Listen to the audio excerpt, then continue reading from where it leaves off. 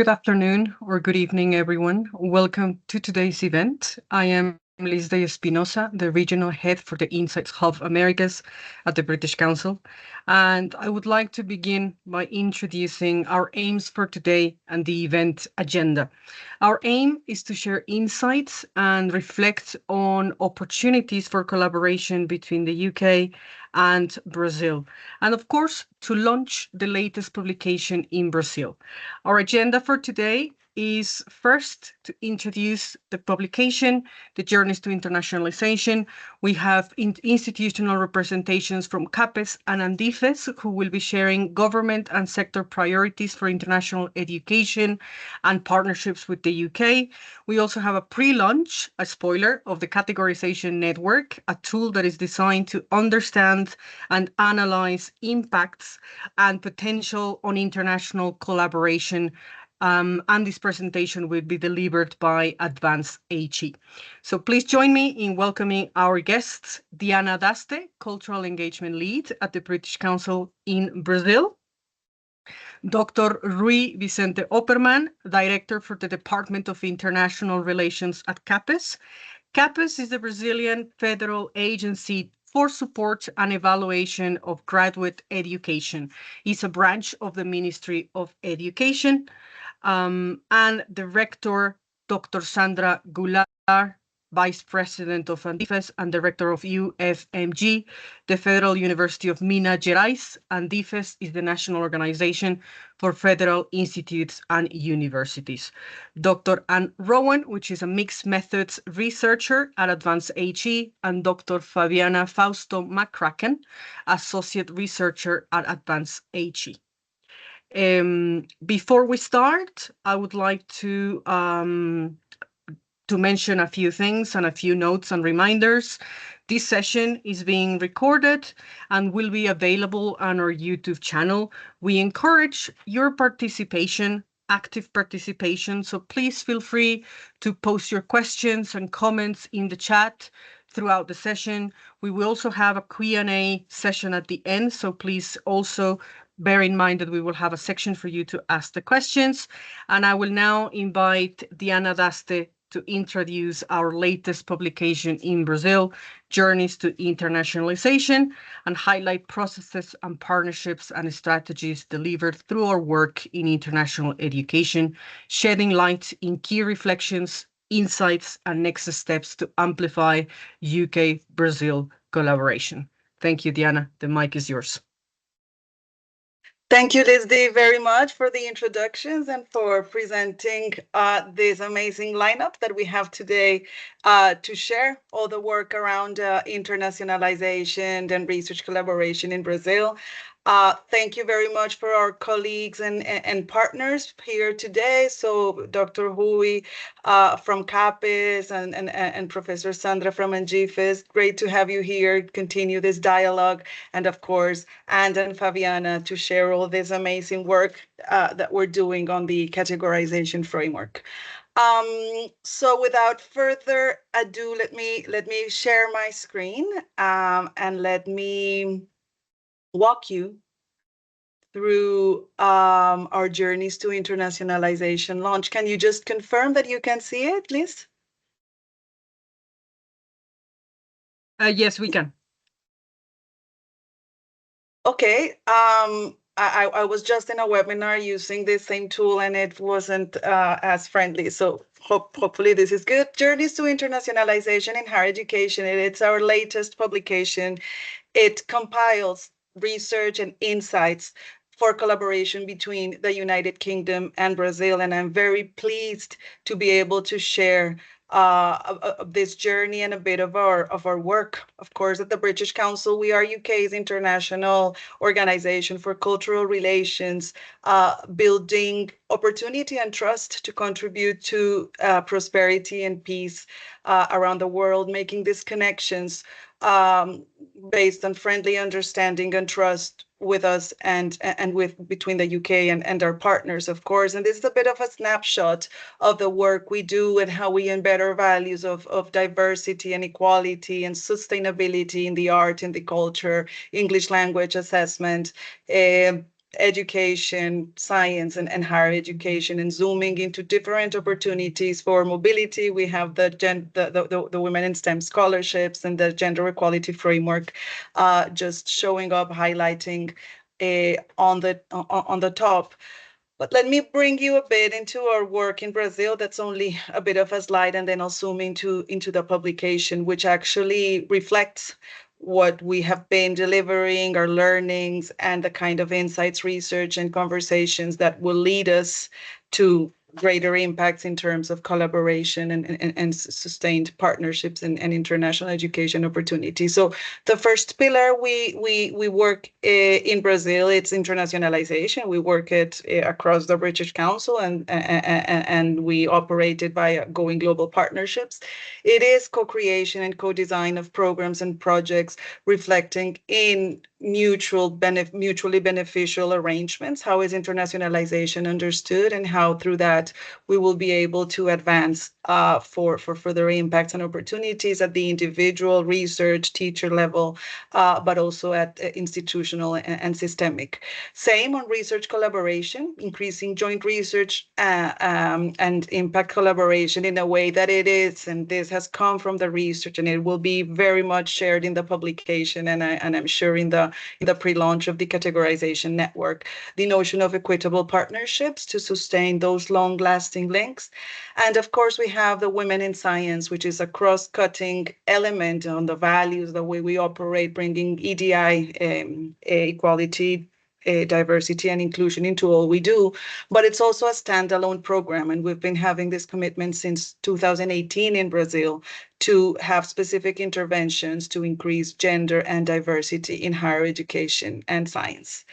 Um, Journeys to internationalization in higher education, insights for collaboration between the UK and Brazil. Here is the QR code. Is this window covering the QR code? Yeah, there you go. So it's ready to download. Please click on the code, and we will be able to share this presentation afterwards. I guess the key editorial message and the key message for the organization across all the delivery and the gathering of the impacts is that this is a journey worth every step.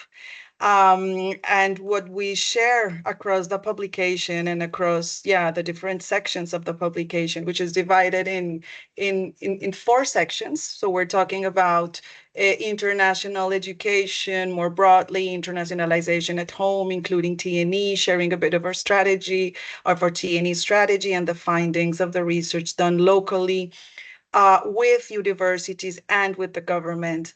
A second dimension, more focusing on research collaborations and the different projects and the different programs that we've been able either to support or to operate, the International Science Partnerships Fund or the Newton Fund, among others, and the impact and how we're able to share some of the wins of that collaboration, but also learn and see how we're able to advance into more equitable forms of partnership. Then we have the gender element, and I'll come into sharing a bit of the challenges, but also the success in that agenda. And the fourth section, it's on the mission. So in October last year, we led a delegation, an intergovernmental delegation, connecting the government, UKI, DFE, DBT, the Science Innovation Network, with our key partners here in Brazil. So CAPES, CNPq, ANGIFES, Abruem from the sector level. So sector and government, science and higher education, and policy and institution overall, discussing how to move ahead in a collaboration framework across areas that were identified there as well. It's all shared on the publication. I am bringing my arrow, but this is not clicking. I'm hoping people are using the opportunity to download the publication, because I am not able to change the slide. Give me a second. Okay, there you go. Um, so yeah, overall, what we're sharing in the publication and across the work we do, dialogues and connections for more inclusive and internationally connected tertiary and education systems. The focus in Brazil has been, and this identification of key areas, it's including all the dialogues with our local key partners, and of course our global key stakeholders in understanding where these commonalities come. And we're talking about mobility, of course, it's still a driver. I'll share some of the key findings in a moment. Internationalization at home, a very important element for Brazil at the national policy level, but also at the institutional level, linking to notions of equality and inclusion and diversity and the ability to work across networks. International education, the notion as a whole, including T&E, research collaboration, and governance. And then in addition to research collaboration being included on the wider umbrella of international higher education, we also have a very clear focus on research collaboration as a whole. What what are some of the research and findings telling us? All these in the publication. The publication, it's a very robust publications. I'll share one slide of one of the key findings, but basically international higher education priorities as perceived by stakeholders, three researchers conducted with government, with institutions, across desk-based review and a bit of a compilation telling us this. Right? Studying abroad and student exchange is still a priority for 76% of the recipients. T&E partnerships and internationalization at home are similarly prioritized as research collaboration. So these three categories are highly relevant for 73% of the respondents. And this is very interesting for us because apart from putting back in the spotlight and shedding light into internationalization at home strategies, T&E comes in a way of T&E partnership. So also valuing the possibilities of working with inclusive T&E and setting the partnerships angle from the get-go. Same with research collaboration as starters for these long-lasting partnerships.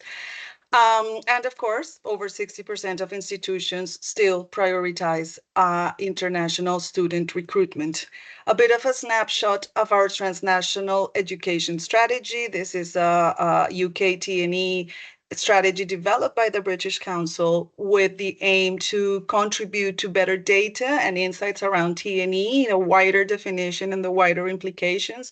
So we are able to create enabling environments for T&E to flourish in other countries and promote the quality of UK T&E internationally.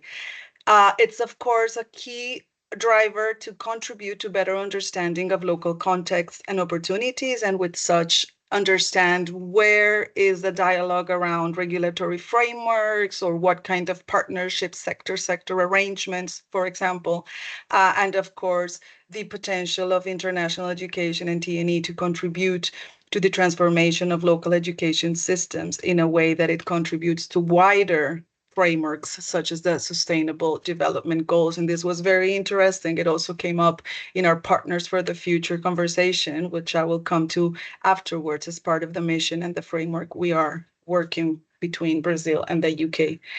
Then we zoom into the research element, and it's very important because the UK, it's the second research partner for Brazil.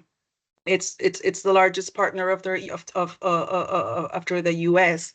And while in T&E and everything related with international education, more at the teaching level, there's still lots to explore. And you can see like a 2% market share. Those are just, there are not just numbers, it's the possibility of continue exploring that possibility and what that means, but also understanding what makes research collaboration so strong and how we can continue building on the impacts, what this means for both of the countries. Research and insights also showing that government funding and support plays a critical role in international relations and how UKBR relations flourished.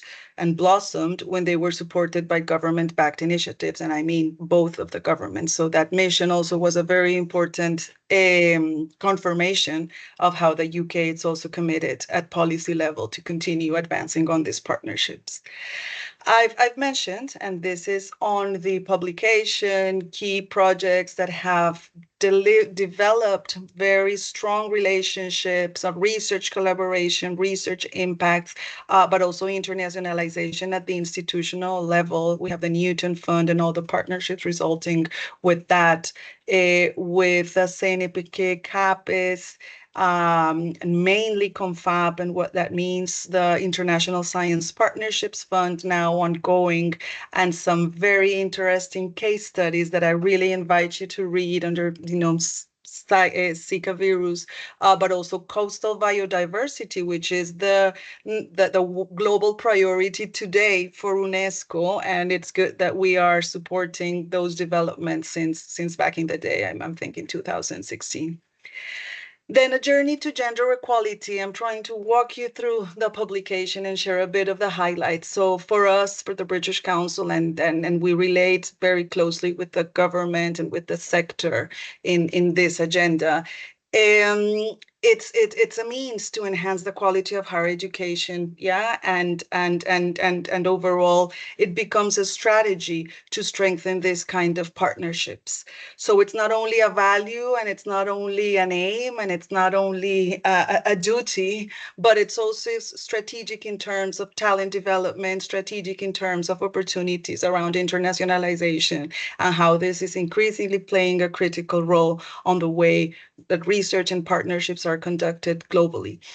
On this aim, we have developed we have facilitated the development of the first Brazilian gender equality framework in partnership between 50 universities, 50, I think it's 35 from Brazil, 15 from the UK, in making the Athena Swan Charter context specific and see what it's applicable and what it's valuable for Brazil. Right? It's basically acknowledging it's a charter of principles and a way to measure progress and commitment from the different institutions, being them higher education institutions or system policy institutions.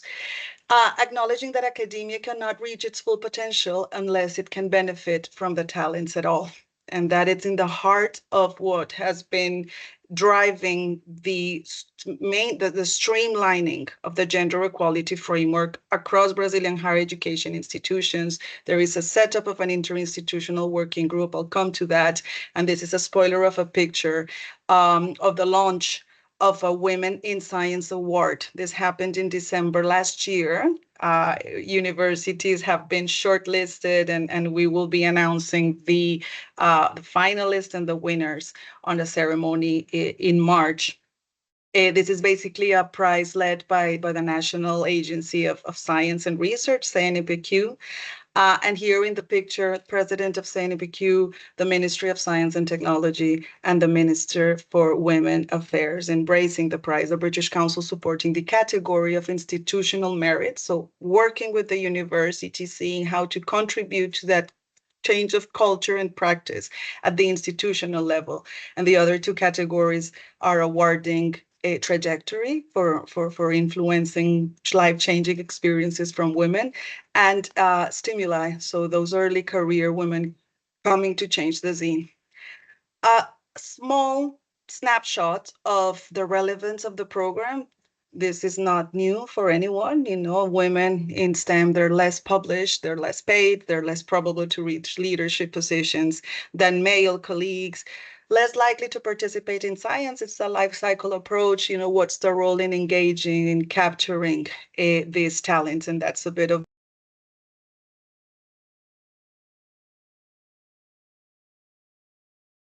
Diana, you're on mute.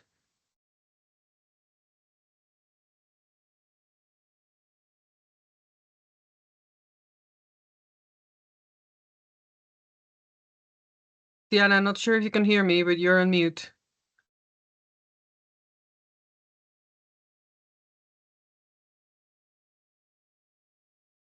am I Yeah, you're back. I'm You're back, on right? mute. Yes. Is my presentation still showing? Your presentation is showing, yes. Okay, so yeah, maybe that was a time click.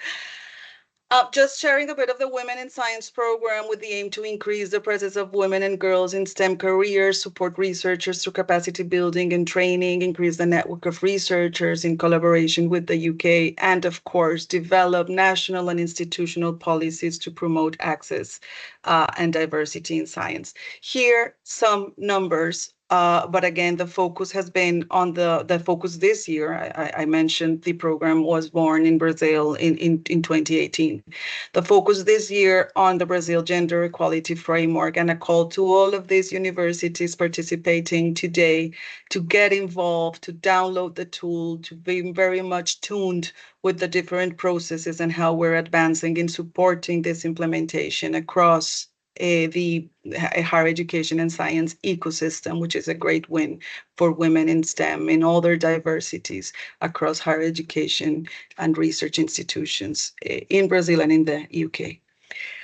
I'll wrap up by reflecting in the UK mission that's also shared in the publication. And it's an important chunk of it because it portrays the commitment, the openness to dialogue and to identify strategic policy and institutional approaches to advance on long-lasting partnerships. So representatives from the government. So we have there on the center Sir Steve Smith, Professor Sir Steve Smith. He's the international education champion from the UK Department for Education. He basically champions and leads all these dialogues to foster international partnerships with key partners, and Brazil being one of them, with the UK. We have the Department for Business and Trade. We have the Department for Education. We have the Science and Innovation Network. We have a group of 6 powerhouse universities: University of Dundee, Queen Mary, University of London, King's College, Leeds, Bath, and I'm missing one, but it'll come to me. And King's College. And British Council basically facilitating the different kind of conversations, sharing a bit of the opportunity across layers. So the importance of UK education, what UK alumni looks in Latin America, what's the picture, and how UK alumni really influence their societies and the context they operate. We ran a session basically based on gathering contributions for global challenges, gender equality, innovation, and climate change. And with that, also seeking to influence the roadmap for collaboration, which is the key document that we're taking forward also as a result of this mission, which is the Partners for the Future, with the Partners for the Future framework. I'll come to that in our last slide. The launch of the Interinstitutional Working Group for Gender Equality. I mentioned the framework, and this has been backed up by national institutions, including CNPq this year, presiding the Interinstitutional Working Group, CAPES, CONFAP, and other members joining, as it's the case of ANGIFES and ABRUAIM, to strengthen the sector perspective. The working group contributes to more inclusive and diverse institutional and national policies, backing with resources and with institutional arrangements, the development of these kind of processes, and embraces the development of local structures, policies, metrics, and partnerships that are, measurable to advance on EDI practice. This happened also as part of the mission, and we have our global representatives there.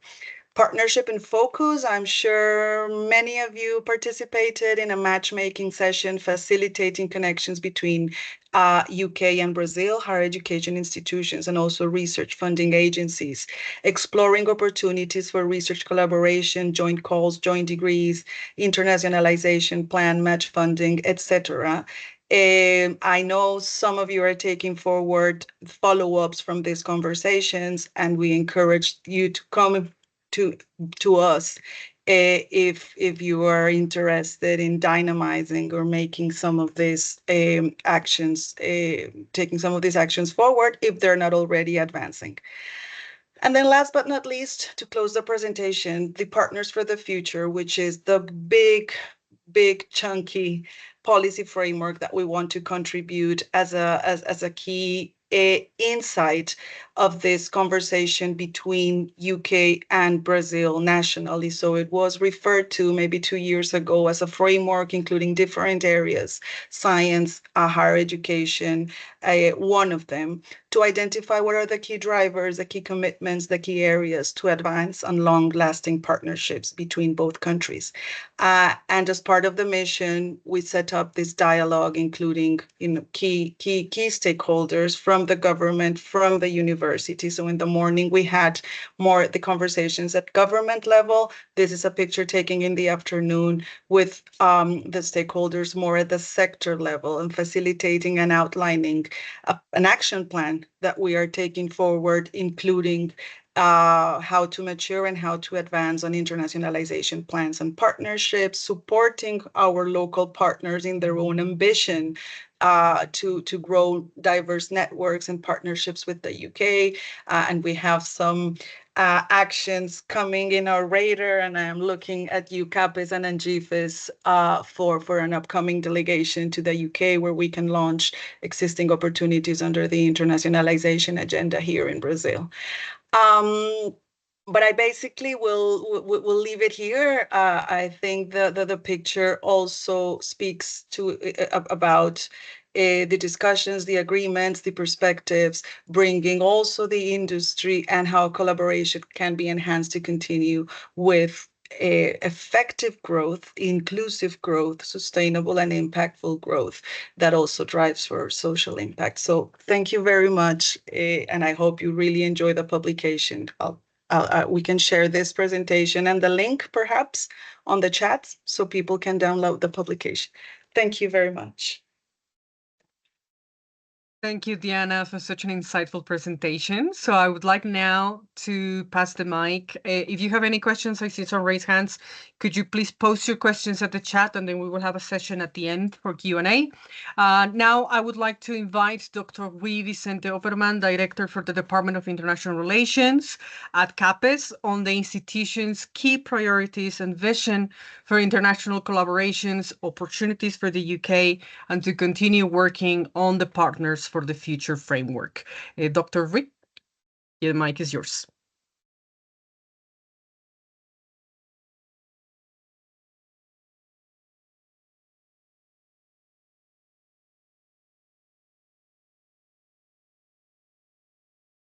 You're on mute, Dr. Rick. If you can unmute yourself, that would be great.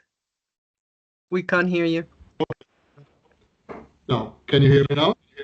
Perfect, we can. I'm being flagged by an echo on the presentation of previous presentations. I don't know if I'm having the echo for the other participant. I can hear my own word, but let's go anyway. First of all, thank you very much, Lise Espinosa, for the presenting the brief presentation of CAPES, and also my greetings to Diana Dust for her overview of the extensive programs that British Council has around the world, and especially Brazil. And I must say that some of them are shared with CAPES as well, which is something which is very important for us. I wonder if I could have my presentation. Is it? Yeah, you can share your presentation, Dr. Rick. Go ahead. Okay. Okay. Let me see now.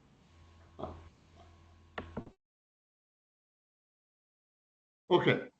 Well, CAPES is the federal agency for support and evaluation of graduation education, and I wonder if how can I change this? Emilio, maybe you can move it to the next slide, if you can. Yes. It's a public foundation established in 1951, together with MNPQ, as a matter of fact, and it cooperates with the Ministry of Education in the formulation of educational policies. We evaluate and foment the national graduate system, which is a very robust system of graduate programs that comprises both public as well as private institutions. We promote the formation of teachers and researchers, both for higher education and basic education. And we participate in the development of the country by involving social, cultural, scientific, and technological issues. Next, please. We, at the international, uh,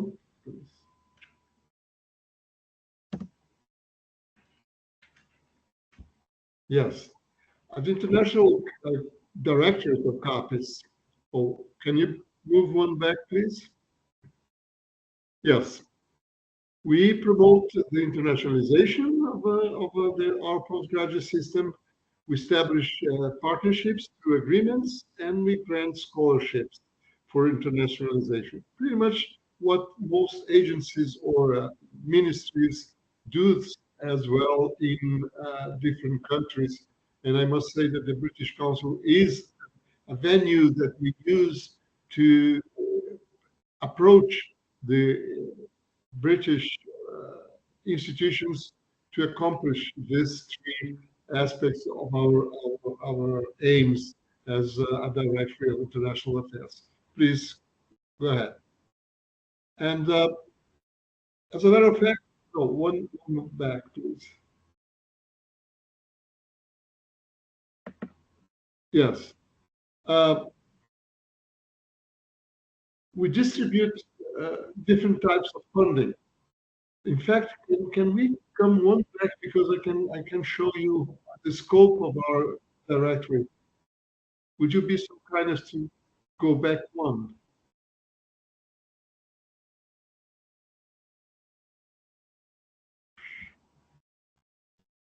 Emilio, could you go back one slide, please?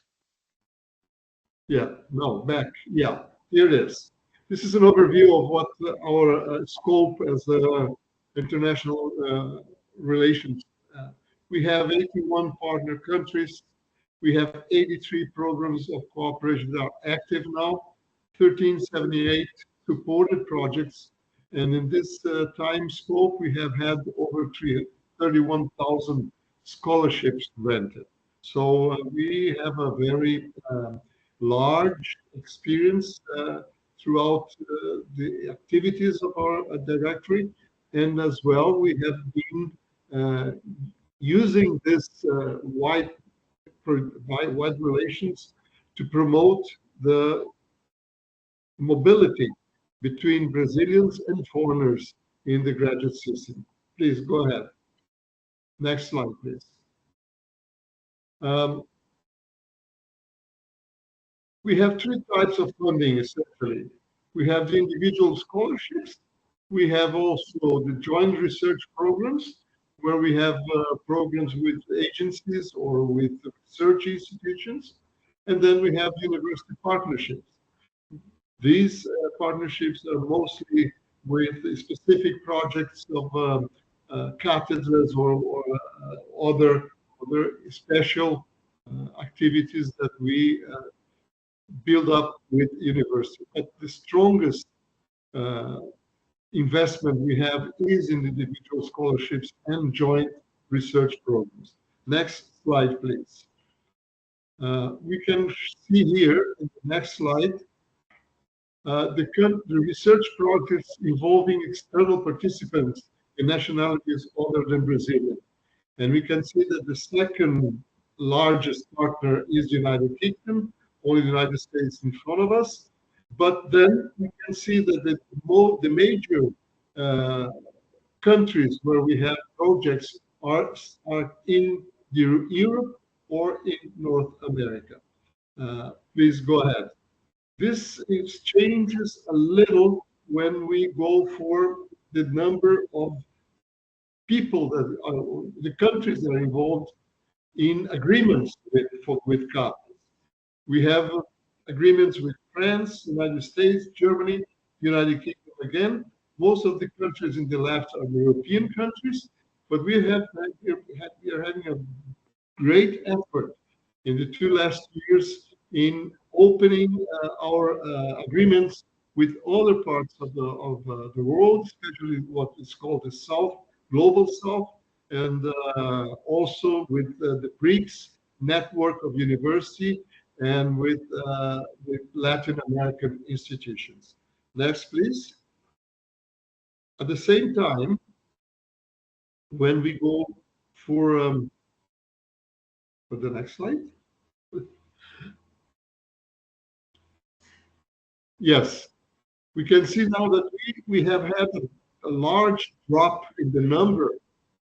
Please go back one. A large drop in the number of scholarships that we've granted. Please come back one slide. And this drop was from 2019 up to 2022. Is not only due to the COVID, but also to the policies of the previous government of isolationism that limited very much the internationalization of the country and especially of CAPES. We are recovering that. We are near 8,000 scholarships in 2023. We have gone over to 8,024, and we are aiming at reaching at least 9,000 this year, 2025. Please go ahead. When we see, next slide, please.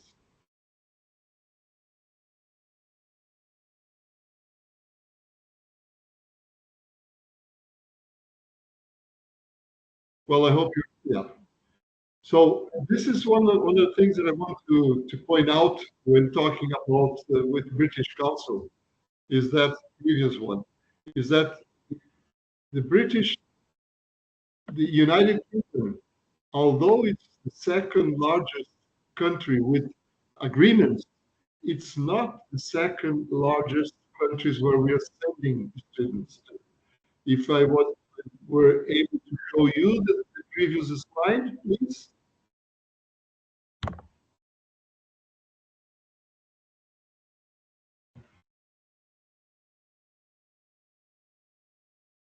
Well, no previous slide then. Okay, now we go. We can see that France, United States, then Portugal, Spain, and then comes United Kingdom. I must say that in these two last years, we have been trying to overcome this gap of our mobility between the United Kingdom and Brazil as far as CAPES is concerned. And this is, I acknowledge the efforts of British Council in helping us try to elevate the number of students from Brazil to the United Kingdom and the United Kingdom to Brazil as well. Next slide. And I mentioned that because we have a very large asymmetry in the numbers of students that we send abroad and the number of students that we receive from abroad. This is a legacy from CAPES. CAPES started as an international organization sending Brazilians abroad. But we understand that we have today a very robust graduate system in Brazil, and it's time for us to bring more students than we are actually doing. And this is because we have the experience with those who are coming, that when they come, they help us in connecting to problems that we are investigating, priorities that we are determining together with the postgraduate system. So this is one of the challenges we have. And I'll end up now finish showing two activities that we're doing, trying to reduce this asymmetry. Next slide, please. The first one is called Move America. Move America is bringing graduate students from Latin American Caribbean countries for a short time to study internships with researchers from all areas of knowledge in the Brazilian graduate system. Please, next one. Now you have to move fast. Next one, please. We have had 14,063 scholarships distributed between PhD and masters. We have countries from all Latin America and Caribbean countries, the majority from Argentina, Colombia, Mexico, and Chile. Next, please. And we also have had a great participation of, next slide please, of the federal, state, and private institutions from all states of Brazil except one. So we reached most of the states with a distribution of foreign students coming to Brazil, and this is the first time CAPES is doing this in such a large scale. The second and last program I want to show you, please send next slide, is what we're calling CAPES Global. CAPES Global is a program, if the slide comes, it's a program that is proposing networks of Brazilian institutions of higher education for institutional internationalization. CAPES Global, next slide please, is coming to substitute CAPES Print, which is a well-known activity for many years ago. It finished last year, and we are now proposing CAPES Global. Just to mention that CAPES Global closed in 2024. It had a distribution that is very asymmetric, concentrated in the southeast, south, and somehow in the northeast part of Brazil. But you can see that in the North Brazil or in the center-west Brazil, there was absolutely no institutions, only two in the center-west. This is something that we have to challenge, we have to go to prioritize, and Professor Denise, our president, is doing all her efforts to have north of Brazil and the center-west of Brazil, where we have very active graduate programs, but they also come to the scenario of internationalization. So the proposal is a network of Brazilian higher education institutions from different regions of the country and with different degrees of internationalization, interaction with non-academic sectors, and reducing regional asymmetries. Next slide, please. And this program will be launched now in March. And I'm sure that many of these networks that are being now constructed will look for the British Council and for the British universities for collaboration. And I hope that this collaboration comes, that we can then also reduce the asymmetries we still have with our relations with the United Kingdom. I'm very much sorry about the presentation and all the breakups and possibly the echo, but I hope that you have got the message that we are very active in internationalizing. We're very active in making the Brazil more international with more a larger activity, a larger participation of Brazil in the higher education scenario around the world. Thank you very much. This is our email if you need for any questions, and I'm open to questions as well here. Thank you very much. Thank you, Dr. Rui, for your presentation. Now I would like to welcome Dr. Anne Rowan on the main outcomes of the UK-Brazil collaboration. She was working from Advanced AG, and especially the mapping, analyzing key categories to analyze key areas and forms of collaboration, as well as key opportunities and challenges for impactful and equitable partnerships. And thank you so much. Thank you so much. I also have my colleague Fabiana, who's also on the call as well, Dr. Fabiana Postuma-Kraken. He's going to be presenting alongside me as well today, who was part of our research team. So I'm just waiting for the slides to load up as well. Hopefully you can see them soon. Hopefully everyone can see those slides okay. Let me know if you can't. Thank you very much for letting me know.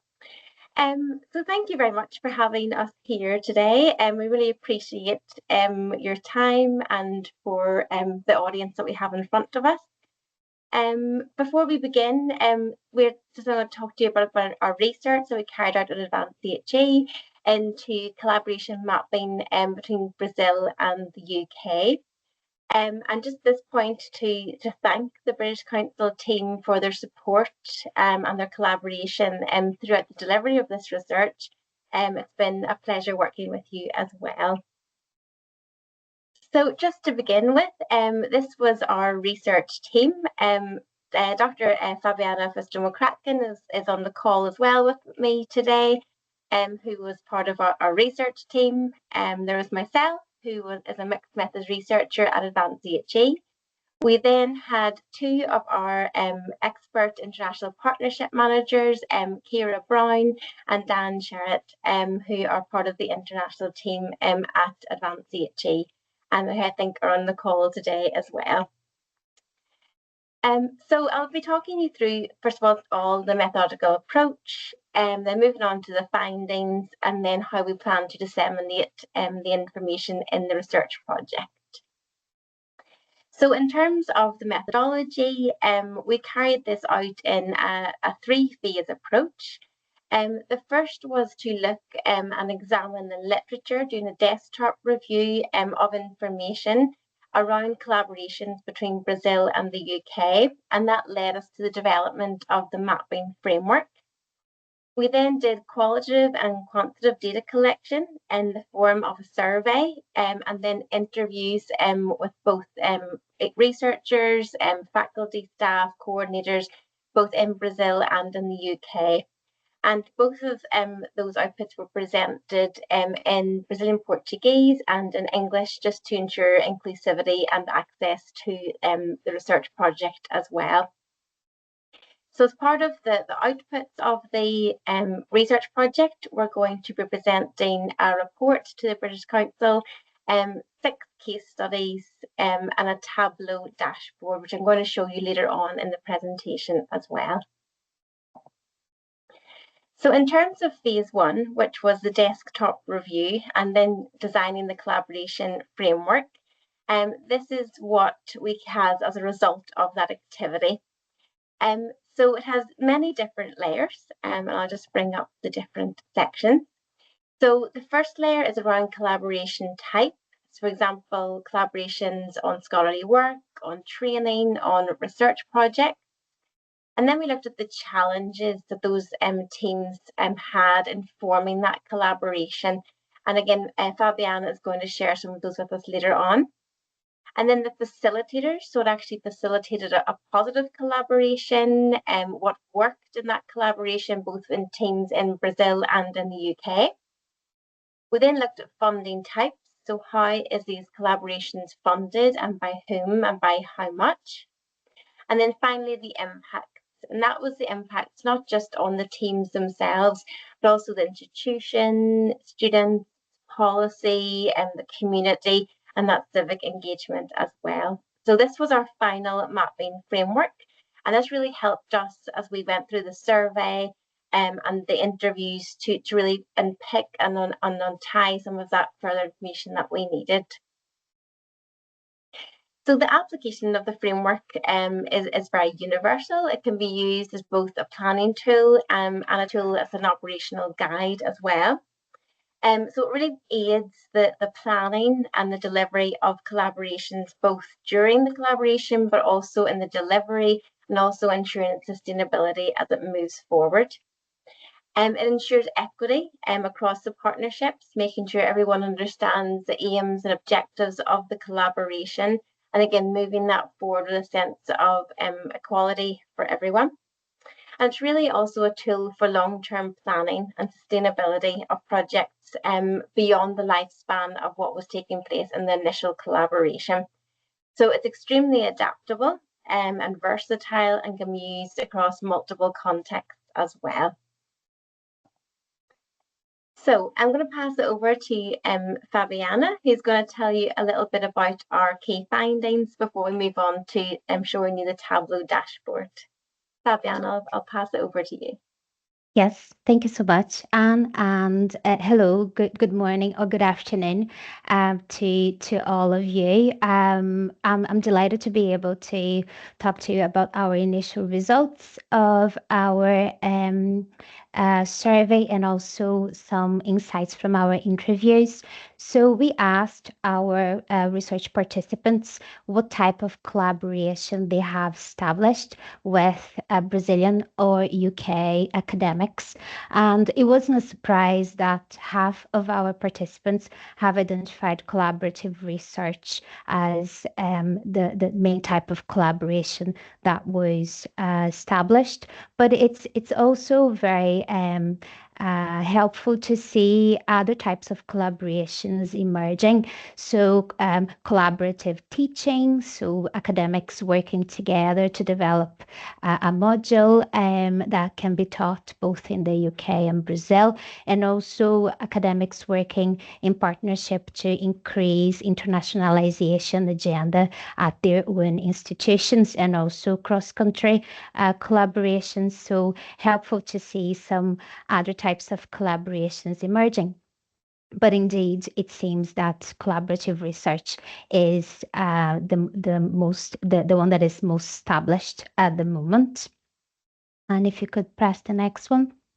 Yeah, and in the follow-up interviews, we asked the participants to elaborate further on what elements have helped them to collaborate with researchers in the UK and Brazil. And they have, through their responses, we have identified 8 key facilitators, and those can be categorized further into 3 layers. So, personal, personal facilitator, for instance, the researcher themselves having a strong desire to collaborate with partners in other countries and to work across cultural differences. We can also see element of team collaboration.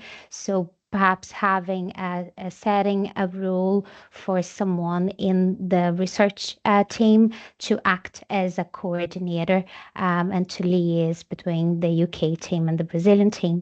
And we can also say on a more institutional level,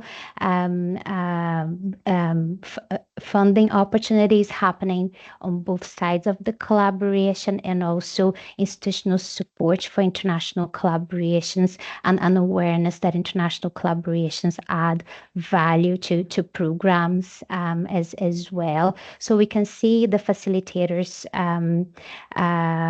having an impact on those 3 levels. So in terms of the personal and professional development of the researcher, in developing a collaborative team and how the teams work across the 2 countries, and also on an institutional level, what helps collaborators to establish successful partnerships.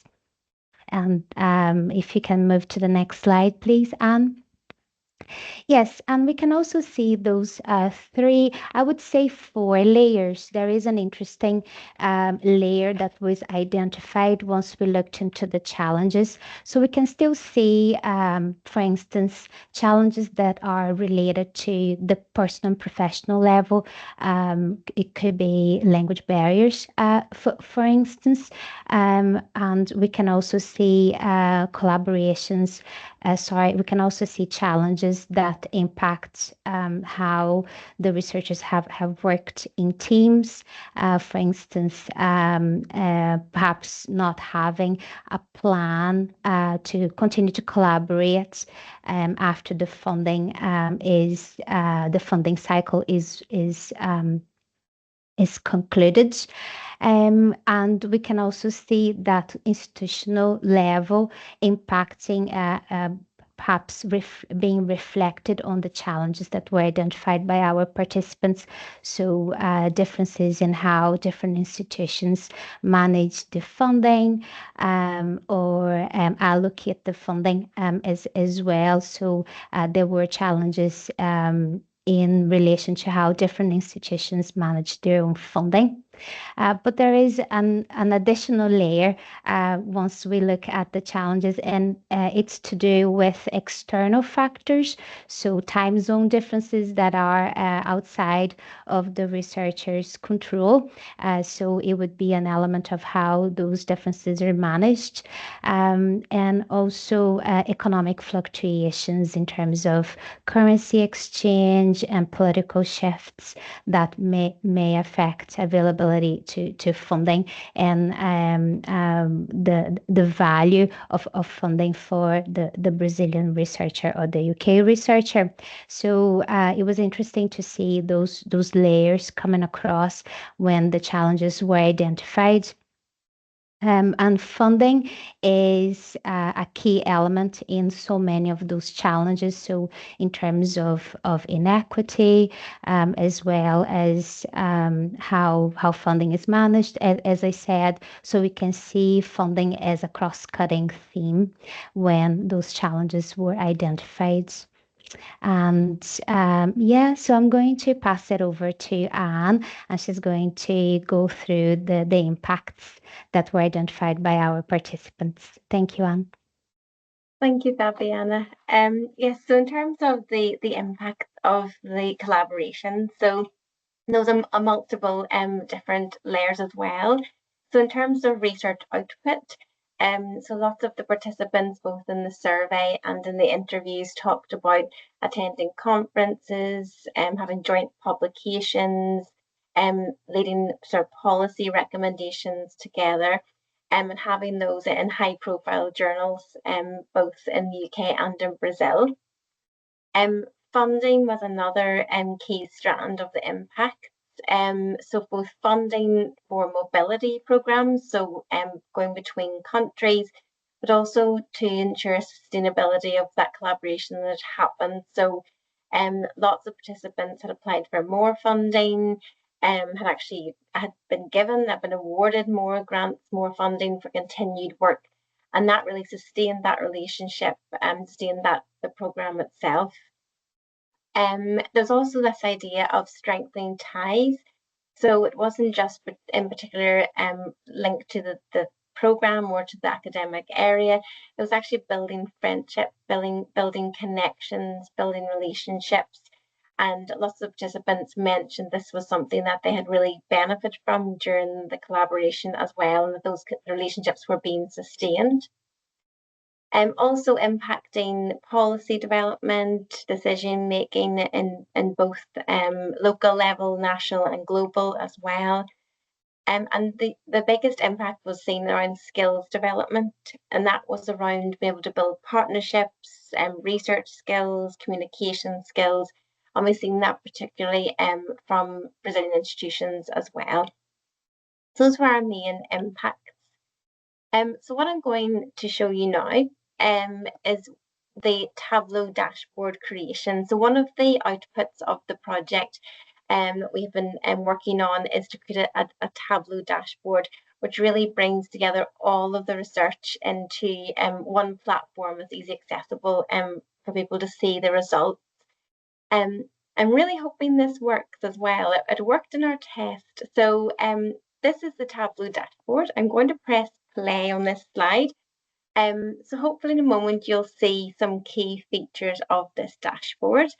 So you can see along the top, there's different filters. So Brazilian university, UK, project theme, dual single funding.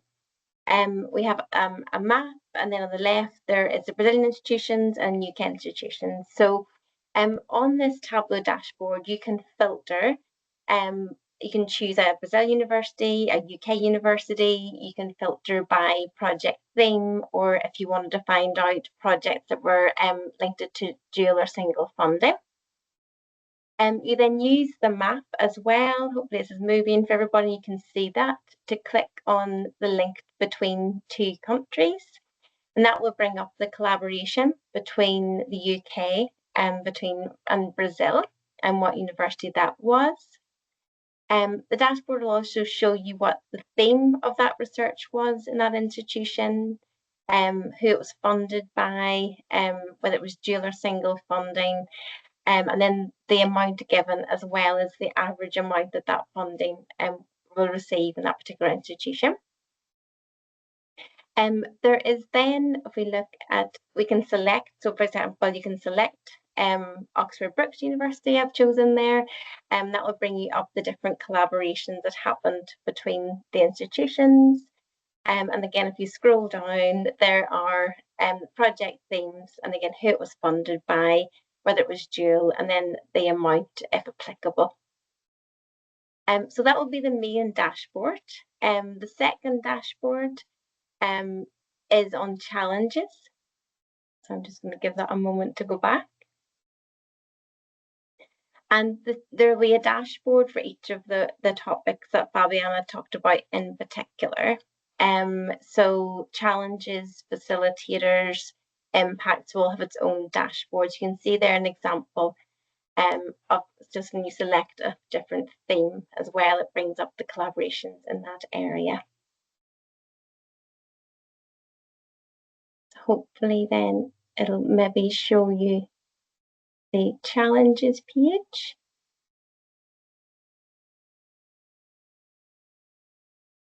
Sorry, there's a bit of lag on this as well. So this is the challenges dashboard. Again, we have the map, which can be used to go between the two different countries. We can also use job role. So whoever was responding in the survey, so for example, this was a professor, the challenges they mentioned in the UK and the challenges they mentioned in Brazil as well. So again, you can click on the different elements of that to allow you to see that. So hopefully that gives you an overview of the Tableau dashboard.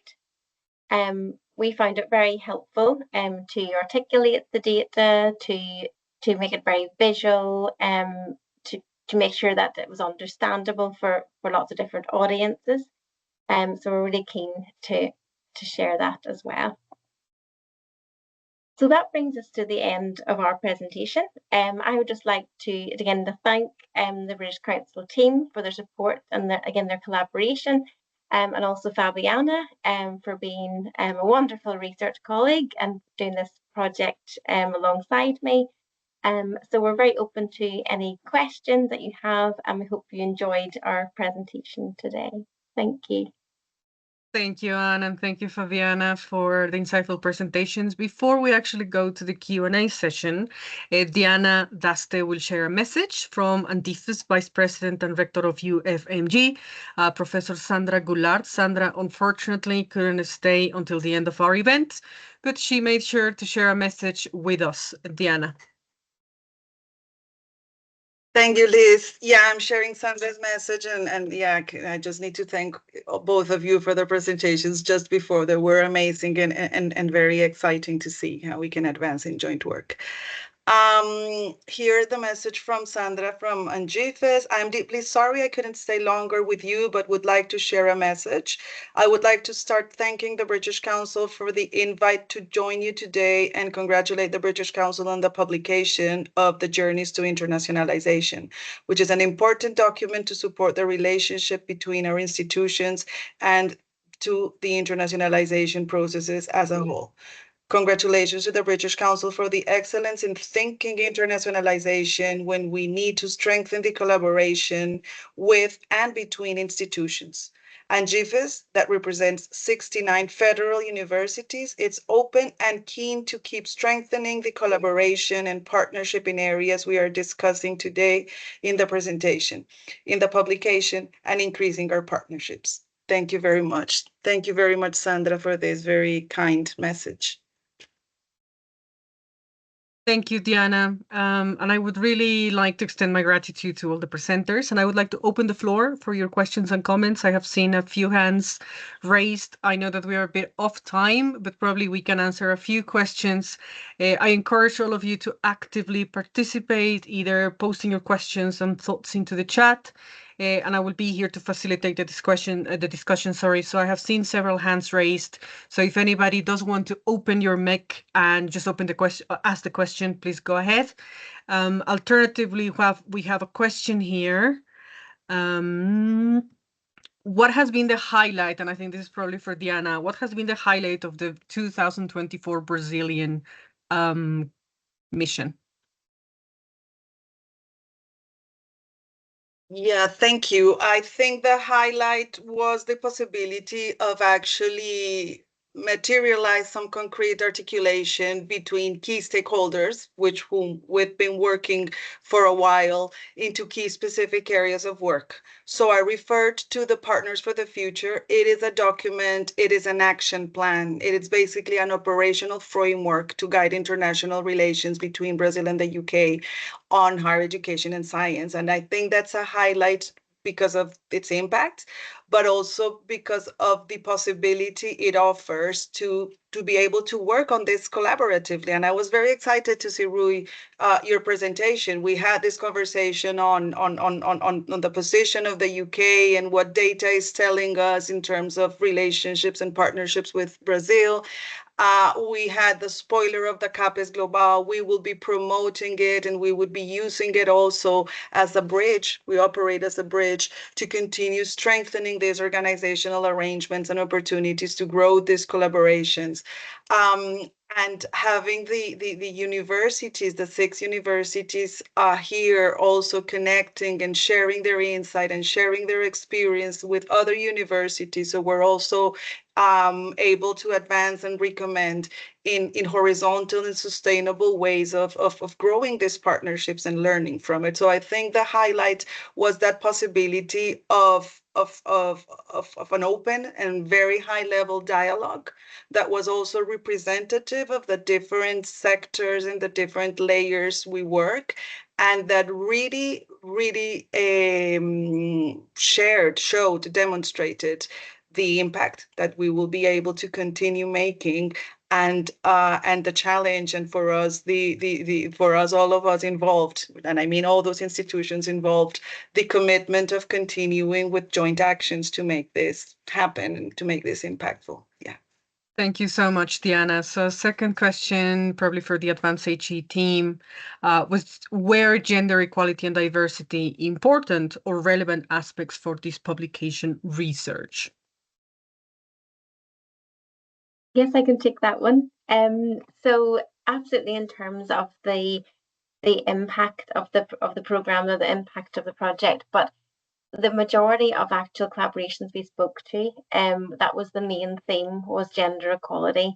So that came across very much in the research, and that sort of highlighted the high profile nature of this particular theme, but also in terms of the impacts of it, in terms of the communities of researchers, but also the wider institutions as well, and the real emphasis that had as well. So yes, it comes across very strongly in our research that this is something that needs to be taken forward. Thank you. And there are some comments. If we can share the link of the dashboard. So we will be sharing that with you in a minute. And a question from Clever, is this initiative applicable only to public universities?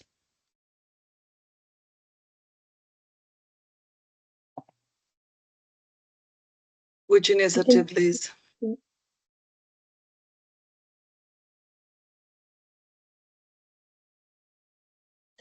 Do you mean the dashboard? Yeah, I think probably the dashboard, the research. Is it only for public universities, or is there some data on private universities, etc.?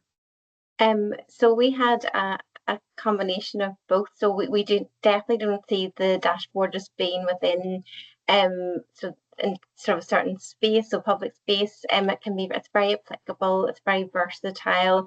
It can be used, within institutions. It can be used for community and civic engagement as well. So it is very much about building collaborations between the two countries, but on different spaces and different platforms. So it's very, very versatile.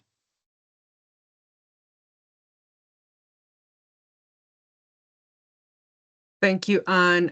We do have probably one last question. There are a lot of questions about mobility, which Diana has kindly answered. So I think there is one specifically about How could we have funding and research partnerships? Thank you to all the speakers at the British Council, but I think specifically from a university funding for federal institutions, if there are any suggestions or any funding on how to how to go ahead with research partnerships. I can jump into this one as well, if that's okay. So part of our framework is around funding, and making sure that there's equity in that funding as well, and how it's used. So making sure that you have clear pathways and a clear understanding of how to both gain the funding, how to apply for that, the different institutional practices that are needed to make sure that goes ahead. Um, Also even thinking very practically about exchange rates, what that means for different institutions and between Brazil and the UK, and the amount of funding that's allocated to that particular country, that particular institution. And just making sure that the funding's equally spread between those two institutions, those two partners as well, and making sure that you record that, and that's very much an administrative point as well. But in terms of seeking and sustaining that project, making sure you look early on for funding opportunities, and that is something that's built into action planning and for development and sustainability of the project, that you're seeing beyond just what you're doing right now, but that you're actually seeking funding early on, either through further investigation or speaking with different funding agencies, and thinking beyond just the lifetime of that project. Thank you, Anne. Thank you so much. And before finishing this, I would like to bring again Dr. Rui Opperman for some final remarks. Dr. Rui, could you share with us some final remarks, please? Yes, okay. Well, thank you very much for the opportunity. We're very we're acknowledging this possibility of participating in such an interesting event. And I want to also congratulate you for the results you have produced with this evaluation. And I would like very much to have them with us, and perhaps even sit with you and discuss a little about the meaning of these results in the relationship between CAPES and British Council. Understand that we have challenges that we can pursue with better approaches after also this the information that this study is highlighting. So thank you very much for the opportunity. CAPES is also always welcome, and we have the British Council in the highest of our priorities to work with. Thank you very much. Diana, Lizday, and Anne, thank you again. Bye-bye now. Thank you, Dr. Opperman. And well, I would like to really extend my sincere gratitude to all of you attending today's event, and especially those who participated in the UK-Brazil collaboration mapping research. Your valuable contributions are crucial to our understanding on these important partnerships. I encourage you to download the Journeys to Internationalization publication from our website link, which has been provided in the chat, for further insights and inspiration. I would also like to invite you to stay tuned for the full launch of the UK-Brazil collaboration mapping report and other opportunities to explore collaborations between the UK and Brazil. And really, I would like to thank you again all for your time and your participation. Have an excellent evening. Thank you.